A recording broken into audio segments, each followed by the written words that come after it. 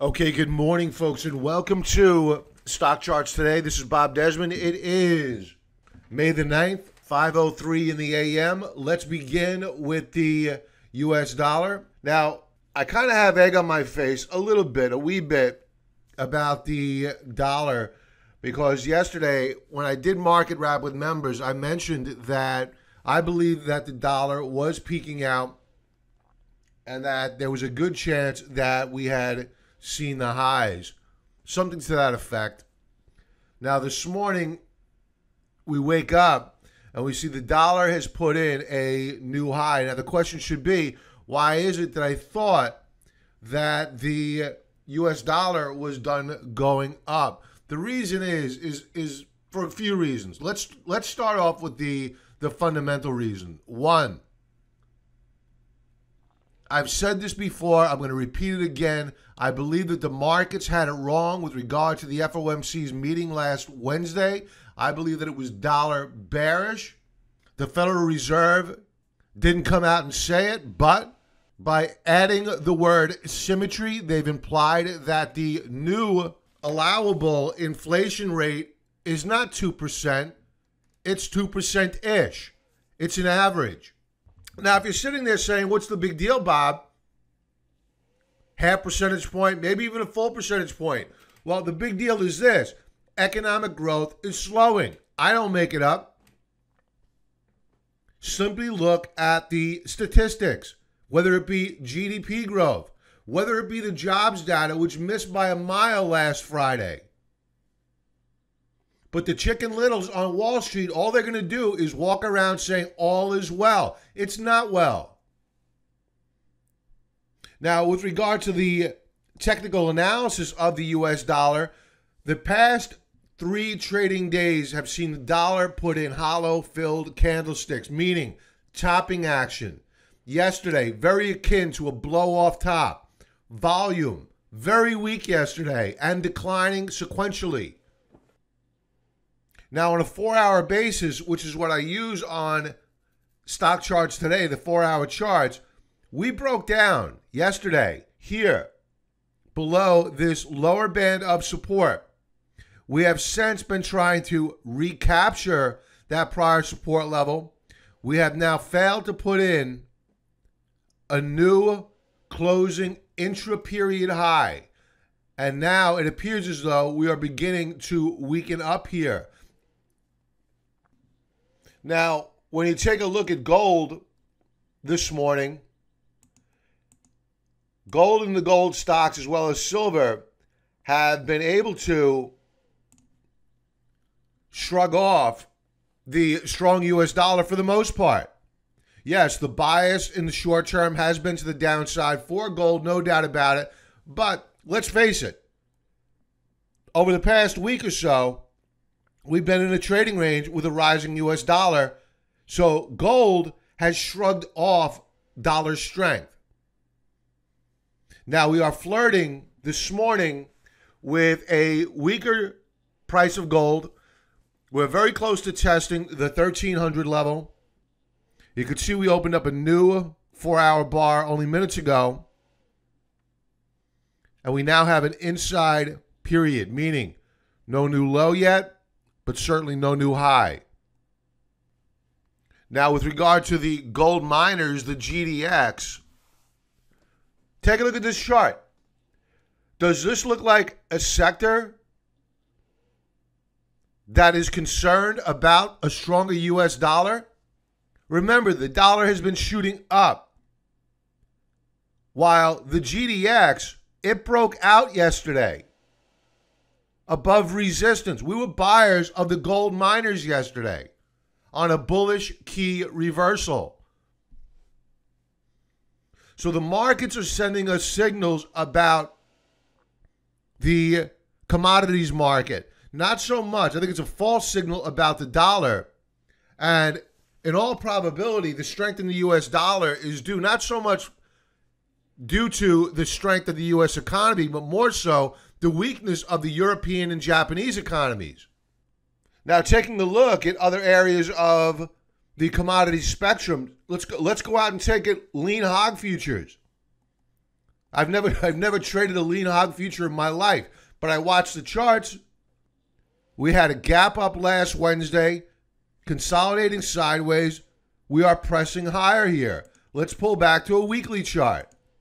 This is a massive breakout. Why does this matter? Inflation, folks. Do you like bacon? Pork bellies? Back to a 4-hour chart. Let's look at silver. Silver consolidating nicely, shrugging off the stronger US dollar. Here's your bull flag formation. An inverted head and shoulders setup. Left shoulder, head, right shoulder. Here's the neckline. When these commodities break out, they're just not going to inch higher. They are going to fly. Home heating oil. Look at this chart, 4-hour chart, pressing higher. We backed out of the Iran nuclear deal. I'm all for it. But is that going to pressure oil prices or relieve oil prices? The charts are telling you it's going to add pressure to oil prices higher. Speaking of crude prices, let's go to it. We'll use the Brent price. New daily high. We're pressing higher. We're well over 70 barrels on light sweet crude. Now, I scrolled through the headlines of CNBC for the past couple of days as well as Zero Hedge, and I have found not a single headline with regard to the commodities rally, the strength of commodities versus the US dollar, or inflation. People are oblivious to this. And the question needs to be asked, why is it that gold, silver, why are they able to shrug off strength in the US dollar? It's because they are under stealth accumulation. The quote-unquote smart money is out there putting a bid under those names. This is why the small investor never gets involved early in a trade. They're not paying attention. I'm handing it to you right now on a silver platter. Let's get to the stock futures. The NASDAQ. We spoke about a wedge formation a few days ago. We broke out of that wedge formation. We are now breaking out on the NASDAQ. This morning, we're up over a third of a percentage point. The E-mini futures, they broke out as well. Go back to my other stock charts today. I've been talking about these wedge formations, triangle formations. They are breaking out now. The Dow Jones up over a half percentage point this morning. Now, as always, I'm not advocating anyone go running in this morning and chasing this market. Allow it to settle down. Remember, the algos, the human traders, all they want is for you to go running in the morning only to sell into strength. Now, that's not always the case. At some point in time, the breakouts become real and the rally will gain strength. But what you want to look for is a pullback intra-morning and then a rally back and a close on the highs of the day. When you start seeing that on volume, then you know, game on to the long side. Now, how have we been positioning? We have been accumulating shares in emerging markets and U.S. stocks over the past couple of trading days. Let's take a look at the bond market. Bonds this morning are under pressure. When you see the note go down, that means the yields are rising. So that's cause for concern, right? This is a problem. Why is it a problem? It's because at current, we are trading with the 10-year yield at 3.008%. We're becoming more and more familiar, more and more comfortable with a 3 handle on the 10-year yield. Remember back in February when the markets broke down, we hit a high of 2.94% on the 10-year yield. So the rally in stocks today is a bit suspect. suspect in its ability to be able to withstand rising yields. Bitcoin. Bitcoin we discussed yesterday. I warned that it could break down. It was being pressured. Sure enough, it did break down. I would not be a buyer of Bitcoin until we manage to recapture this support level. Now, what I am impressed about is the fact that we've been able to hold this support level here at the 9,000 level, but that doesn't mean it cannot be breached. So I would not be a buyer of Bitcoin right now. RSI is very, very weak. So a warning flag is on the track here. Let's get to members' stock chart requests. This is where I review the symbols that our members submit for me to review. Let's get to it. Okay, the first chart up, weekly chart, Costco. We broke out several weeks ago. We've spoken about this chart. We expected a breakout. We got the breakout here. The week of March the 26th, we saw a continuation move higher. We are now consolidating. The shares are a buy on a rally above 199.04. Indicators are looking good. Down volume last week was very light. Good stuff. Up volume has been weak, though. So a bit of a caution flag on the track with regard to this breakout on light volume. It's not something I feel comfortable with. Daily chart. So what we're seeing here, let's update this, is a ever-tightening triangle formation. We're going to break out or break down within the next day or so. If I had to hazard a guess, with the weekly, the higher level view macro chart showing that we are in an uptrend, the probability of a breakout outweighs a breakdown. Assuming, of course, that the markets do not break down. If the markets break down, well then pretty much everything at some point in time is going to break down. Next chart up, Deckers. I've been very bullish on Deckers. We broke out yesterday. This is one where I may be sending out an alert to the long side fairly soon. Members, stay tuned. Volume has been very, very light. I'd be pounding the table a lot harder if I saw strong volume. So this breakout is a bit suspect to me. Can it hold? But absent the volume, RSI is looking good. Stokes are looking good. Price action, outstanding. It's just the volume that is a concern. Grubhub, daily chart. Very close to a breakout here out of this bull flag formation. It's on our watch list. We'll be looking to buy it. I love the setup here. We've been bullish on it. We remain bullish on it. Take note of your double bottom setup and a higher low on stochastics. Exactly what you want to see.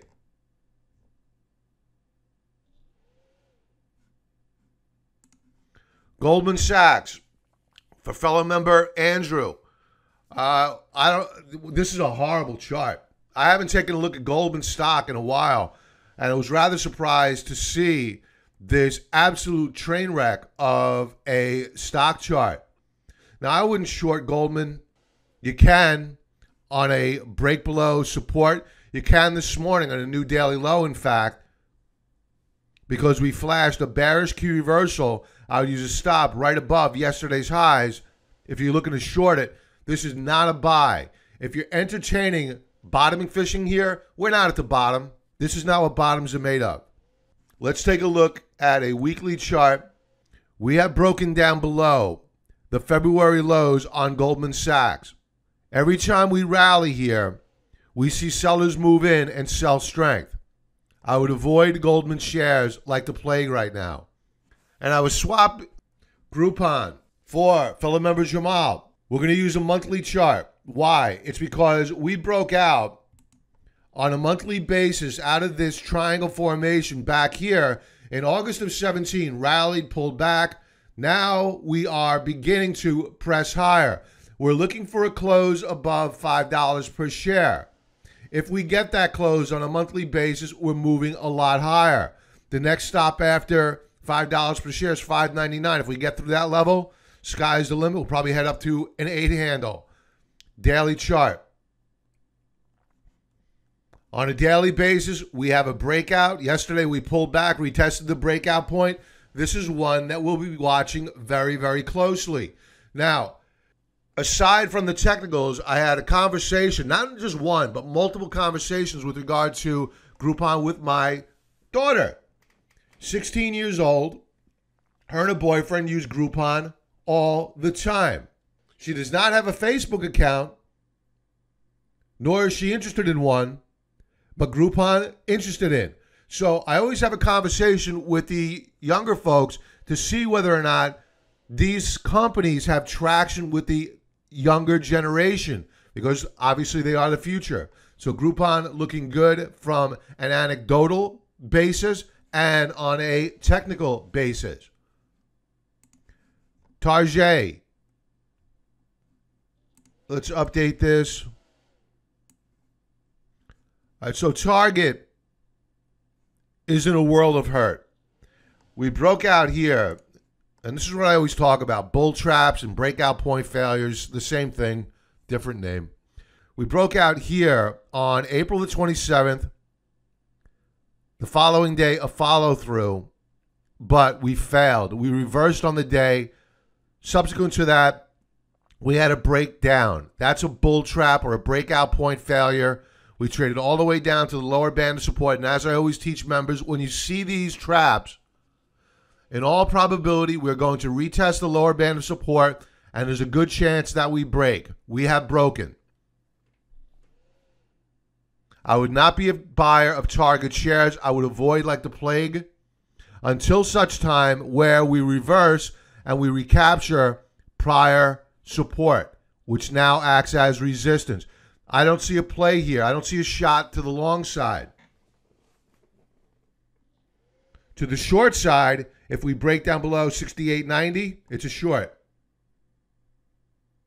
The next chart up, Bristol-Myers Squibb. I've talked about Bristol-Myers Squibb in the past as an extreme oversold trade. I had put out an alert to members that we would buy Bristol-Myers Squibb were to hit $50.24, last seen back in June of 2017. We never hit that price point. Sticking with our discipline, we did not execute a trade. The shares did rally. And I warned, they will roll over and in all probability break down and put in new lower lows. Yesterday, we broke down and put in a new lower low. Would I buy these shares? No way, because our edge over other traders is gone. We're always looking for the edge. Now, 2 weeks ago, we had extreme oversold RSI. That's gone now. And you may be saying, what are you talking about? It has RSI 23.92. If you're reading technical analysis for dummies, yeah, that's extreme oversold. That's not extreme oversold to us. We have a higher standard. Let's go to a monthly chart. We are now looking for Bristol-Myers Squibb to break support here. We're looking for the mid-40s before we get involved with Bristol-Myers Squibb. It's on our watch list. I would not buy it. I would not short it just yet, not until we break down below yesterday's lows and close there. The last chart up is Union Pacific. We discussed this with members and on best stock charts on Monday morning as a watch stock. I said, watch out for a breakout. We got the breakout. So we're very close to pulling the trigger on UMP. Watch the transport sector. It showed a little bit of weakness yesterday afternoon. It sold off some off the highs. RSI is breaking out on UMP, as are the Stokes. It's looking good. Members, more to come. That's it for this morning, folks. If you're watching this on YouTube, follow me there. Subscribe to the channel. If you're watching this on the website, enter your email address. We hate spam too. We'll send you out a few trade tutorials. You'll get these videos sent to your inbox every day. If you found us through StockTwits, Twitter, Seeking Alpha, Facebook, follow us there. Leave a comment. Everybody have a profitable trading day, and I'll talk to you soon. Be well.